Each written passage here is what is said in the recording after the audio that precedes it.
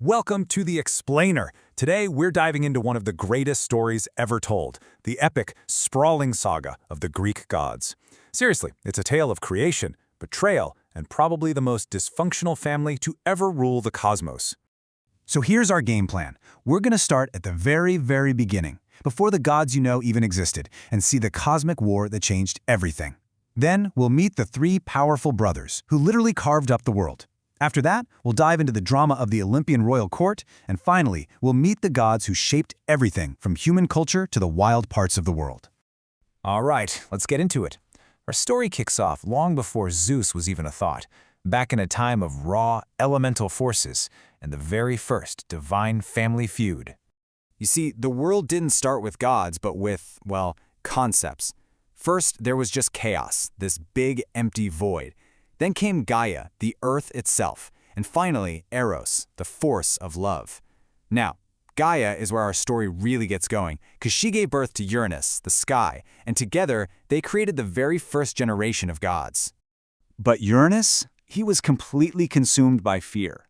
There was this prophecy, you see, that his own kids would overthrow him. So he did the unthinkable. He took them and imprisoned them deep inside their mother, Gaia. I mean, can you imagine? This one act of pure paranoia and cruelty, it's what sparked the first great rebellion in mythological history. So Gaia, in absolute anguish, just couldn't stand it. She actually forged a great sickle and gave it to her most ambitious son, Cronus. He then ambushed his own father and, in one incredibly violent move, seized power. He became the new ruler. But this act, this killing of his own father, it set a really dangerous precedent for all the generations to come. And so, the age of the Titans began. But Cronus couldn't escape that cycle of violence. He was totally haunted by the exact same prophecy that drove his father mad, the idea that he too would be overthrown by one of his own children. And yep, the prophecy came knocking. Just like his dad, Cronus was terrified of his kids. So what does he do? He swallows them whole, right as they're born. Hades, Poseidon, Hera, all of them. But his wife Rhea just refused to lose another child. She hid their youngest, Zeus, and tricked Cronus into swallowing a rock wrapped in blankets instead. Genius, right? Well, once Zeus was all grown up, he came back with a vengeance, forced his father to spit up his brothers and sisters, and that ignited a decade-long war for control of the cosmos, the Titanomachy. It only ended when the Titans were finally defeated and thrown into the abyss of Tartarus. So, the war is finally won. The dust settles, and the three victorious brothers, Zeus, Poseidon, and Hades, they decide to draw lots to divide up the entire cosmos. A brand new world order was about to begin. Zeus, of course, drew the longest lot. He claimed the sky and became the undisputed king of the gods, ruling from Mount Olympus. He wielded this mighty thunderbolt that the Cyclops had made for him, and his moods literally controlled the weather. But honestly, his reign was a constant storm of a different kind, defined just as much by his endless affairs as it was by the fiery wrath of his wife, Hera. Next up, Poseidon. He became Lord of the Seas, a kingdom just as unpredictable and stormy as his temper. Sailors would pray to him for safe passage because they knew he could whip up a killer storm in an instant. King Minos of Crete learned this the hard way when he tried to cheat Poseidon out of a special bull. As punishment, Poseidon gave him a monstrous stepson, the half-man, half-bull Minotaur. You do not cross Poseidon. And then there's Hades. He kind of drew the short straw, becoming ruler of the underworld.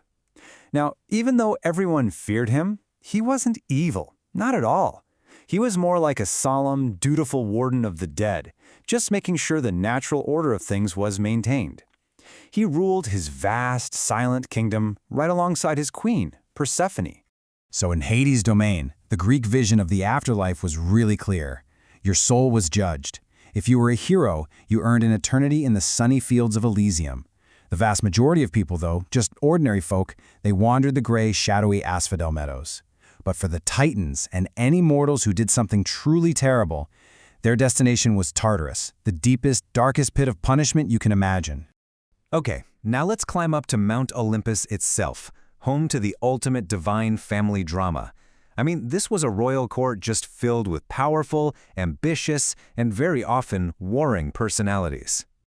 At the very center of all this chaos was Hera, the long-suffering queen and goddess of marriage.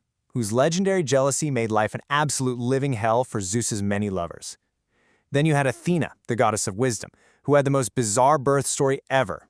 She literally sprang fully armed from Zeus's skull. And of course, there was Ares, the god of war, who just embodied the pure, chaotic bloodshed of battle. He was so brutal that even the other gods couldn't stand being around him most of the time. And the gods' little arguments, they had devastating consequences for mortals. Nobody caused more trouble this way than Aphrodite, the goddess of love. The Trojan War is the perfect example. See, a mortal prince, Paris, was asked to judge which goddess was the fairest. So Aphrodite bribes him. She promises him the most beautiful woman in the world, Helen. Paris agrees. Helen falls under Aphrodite's spell and runs off with him, and her enraged husband raises an army to get her back, launching a war that lasted a decade. All because of a beauty contest. Now, beyond that core royal family, there were other powerful Olympians. Think of them as the specialists, the ones who governed everything from music and hunting to the harvest, and even the invention of wine. Chief among these were the divine twins, Apollo and Artemis, two more of Zeus's kids. Artemis was this untamed goddess of the hunt and the wilderness, fiercely independent. And her brother, Apollo, he represented civilization. He was the god of music, light, and prophecy. You've probably heard of his famous oracle at Delphi. And the court was just packed with other key players. You had Hermes, the fast-talking messenger with winged sandals, a bit of a trickster and the guide for souls. There was Demeter, the goddess of the harvest, whose incredible grief for her daughter Persephone is the reason we have winter and spring.